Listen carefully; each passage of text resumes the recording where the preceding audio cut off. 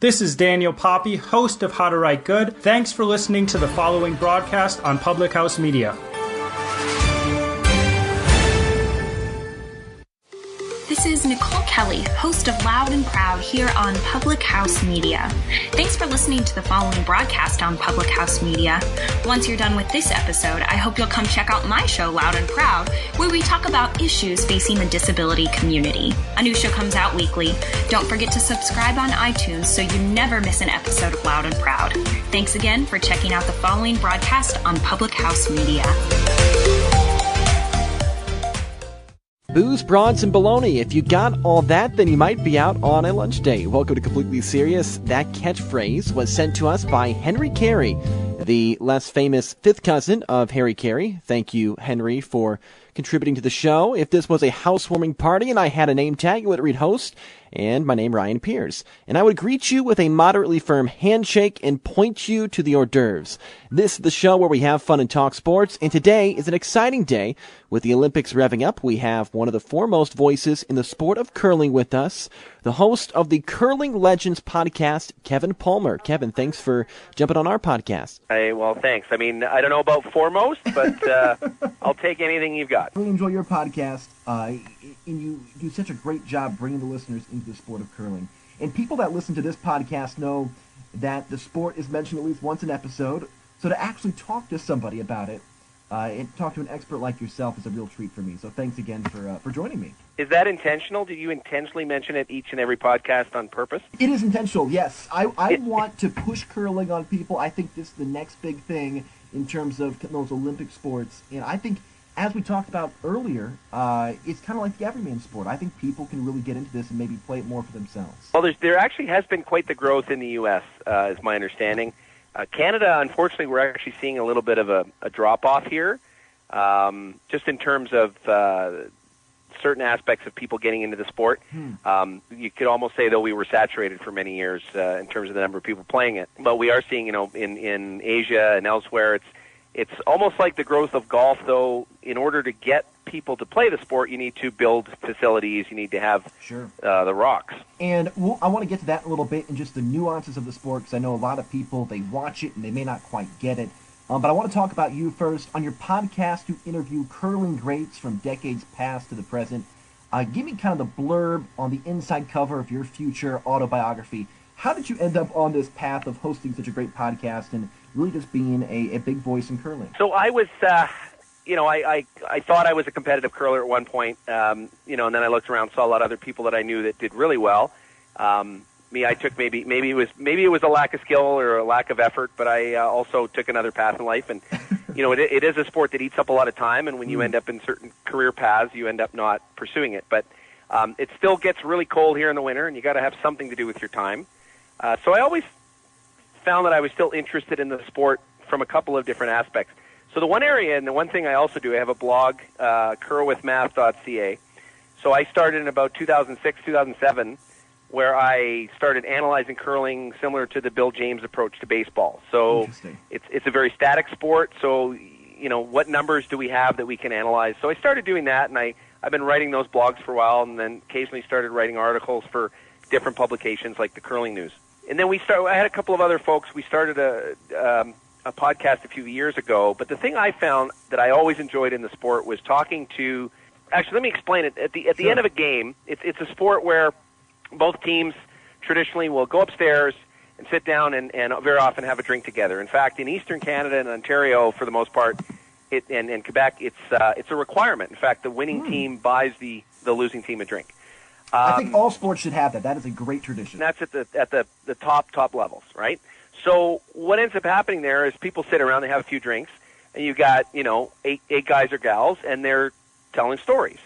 And so what then happens is those stories, the way they've been told over time is around those tables and around those drinks. There's very limited books that, there's a few of them. There's the Breyer book by Bob Weeks. There's Burned by the Rock by Gene Seymour, who was a writer for the Toronto Star. But other than those two, really there's limited history collected about these stories. So what I love doing is talking to a lot of the older players and getting the history of the sport. And just like if you've ever read about golf and some of the characters of that sport, curling has the same kind of storylines, and some of those folks are still around, right? And if you think about the dapper Walter Hagen or kind of the gruff Ben Hogan, curling has a lot of those same kind of characteristics where they're personalities that kind of transcend the game even itself. And because of the social nature of it, as I mentioned, there's always good stories where, maybe a team lost a player for a few days because of too much celebrating. That's happened, as an example. That's an acceptable reason. And you've told so many great stories on your podcast, and maybe that's one of them, the story about a player celebrating too much and then being out for a couple of days. Is there a story or two that kind of pops out to you that you're like, yes, this is one of my favorite stories? Well, just the Paul Gausel episode, and really we probably only scratched the surface with Paul. He was a character who if you think about it this way, the 70s in a lot of regards were a heyday for the sport. You had all the baby boomers were at a certain age where there was a large talent pool. In fact, you could say the 70s was probably the most success that the U.S. had in curling as well. There was a lot of great players, great teams. And despite all of that, and there was a lot of money in the sport at that time, relative. I mean, you could win, you win cars, right? So four guys could win cars in 1976, and I mean, that's got, pretty good value there. And you had this, nice. Yeah, and you had this young kid from Calgary, Paul Gausel, who essentially felt like he could beat anyone. And at 17 and 18 years old, he took his young junior team, and they were playing in these cash bonspiels and taking everyone's money. And I think they won 6 of 12 or something, and they made money in every single one, and they traveled everywhere in their van, right? Their Volkswagen van. And they had a little compartment in the bottom of the van where they could hide alcohol and perhaps other libations or medicinal things that they might want, and traveled around in this famous van. And so that conversation was great. And there's a couple stories that Paul tells, but there's many there that he hadn't yet told that I'm sure a part two would do well with. Traveling around in a van, in a Volkswagen, you have multiple substances, alcohol and whatnot. I feel like curling might be the punk rock of sports. There's a lot of comparisons there. Well, it certainly was in the era that I grew up. It's really changed now with the advent of the Olympics, the focus on high performance. And you see this in a lot of sports. I mean, if you watch it, you look at some of the old clips of the Montreal Canadiens in the 70s, they'd be smoking cigarettes between periods. Or, you could see the Boston Celtics having a beer, right, before the second half. All sports have sort of shifted, and curling's no different in that regard. As it reaches a level of exposure, the level you need to be at changes. And so there is certainly aspects of the sport that continue. I don't know if you saw, but on Twitter, John Morris from Canada and Matt Hamilton had a beer together. They posted a photo of them having a beer, and John said, "Hey, at the end of the day, it's still curling." So that still remains. But I'm sure they stopped and had a couple. It probably wasn't a lot like it would have been 20 years prior. But certainly the characters of the sport are what can be very appealing to people. Like when I grew up as a kid, and you get into it, and again, that's what I try to do with the podcast, is to capture a lot of those great stories. You were talking about math earlier and how that plays into curling, and a lot of the best curlers are very heady, they're very smart athletes. But what are some other attributes that make a good curler? So, certainly like golf, there's a repetitive nature of just establishing and building a delivery, right? And then being able to do that delivery under pressure. So there is a touch and finesse to the sport. As much as it looks easy enough, when you're sliding out and you're releasing that stone, it doesn't take much to just move that stone slightly off course, and at that point that can completely change the complexity of the shot, right? Yeah. So it's all about precision. And interesting with what just happened in the mixed doubles recently, you had John Morris and Caitlin Laws who won gold. Now, the first time they practiced was right before the Canadian Championships, and they were playing against teams that had been playing as mixed doubles teams for years. The reason they were successful is clearly because they have the highest level of skill at throwing the stone with precision and doing it in a big moment, regardless of whether it's some new sort of version of the sport that they weren't as familiar with. The fact is that when the moment was at its highest, and it's the Olympics, they could lower their heart rate or control their heart rate, control their how tense they were in that moment, and be able to execute. But if you think about those moments. I mean, it's happened in curling. It's very similar to golf in that regard. When you see a fellow like a Kenny Perry who seems to be in entire control for the entire Masters, and then can't seem to, and then after he birdies 16, he can't hit a straight drive on 17 and 18.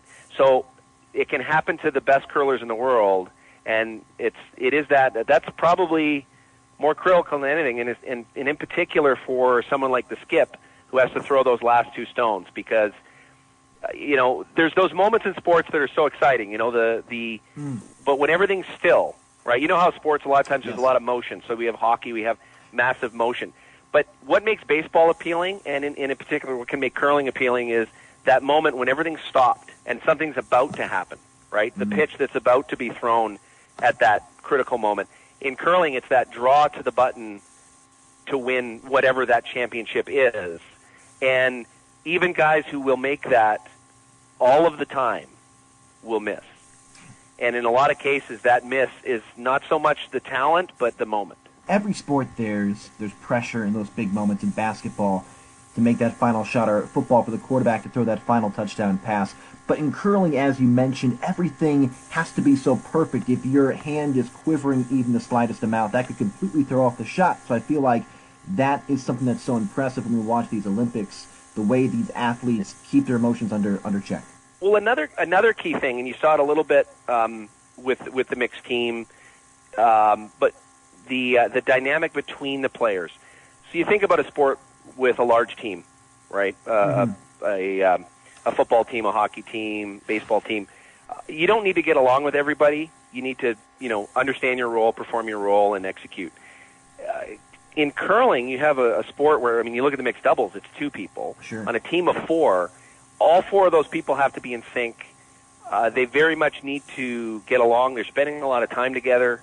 The aspect of team is even is very important. So again, getting back to when I talked about precision and execution, those matter, but also the ability to do them as a team is can't be understated.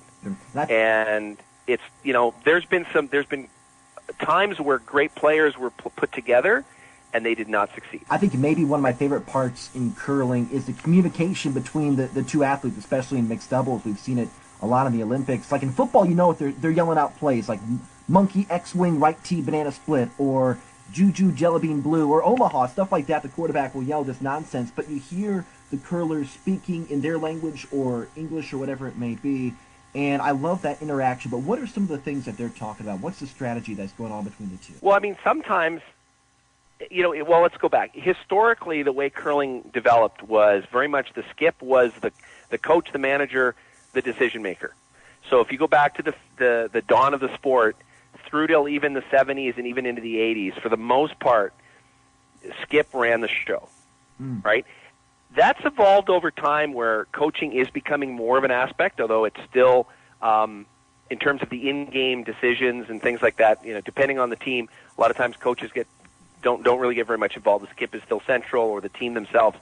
But there's a lot more interaction as it's evolved, and where you might have the lead or the second or any position contribute to either the strategy in the moment or talking about, ahead of going into that game or that event on how we want to approach a game. Because there's if you think about it, a team can play, thousands of ends, and yet maybe very, very few are similar, right? Now, to the viewer, a lot of times they don't look similar at all, but to the players, they can start to understand how an end will evolve into something they want to see or not want to see. And so, that's one of those aspects that players will talk about and trying to, during a game, and thinking about, what types of shots should we approach the next stand based on scoreboard. And again, a lot of it's very dependent on scoreboard. And, it is a sport where you want to gain control, but you can minimize, you can also create more risk in the game if you take more risk, right? So, and you will see teams that have different approaches, where some teams will, their games will tend to have more points scored, right, than in other games, and that's just an aspect of how they approach the game in each end and how they play out the shots. Strategy, I think, is so fascinating, and I'm watching these athletes play over the Olympics. And I feel like there's two kind of main strategies, but I'm just looking at it from a layman's perspective. You have the idea of trying to block your opponent, and then you have the idea from, like you said, playing aggressive. But what are some of the basic strategies in the sport of curling? Well, so one of the most important is to think of this, and it's not necessarily that intuitive, and a lot of times people don't recognize it. But so the tee line itself is very, very critical in the sport. So the tee line, that's the line that's going.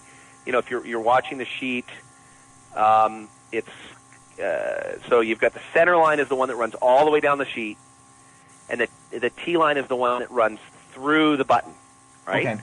So everything above that tee line. So if I'm standing at if I'm the skip and I'm watching my player come down, I'm standing behind that tee line.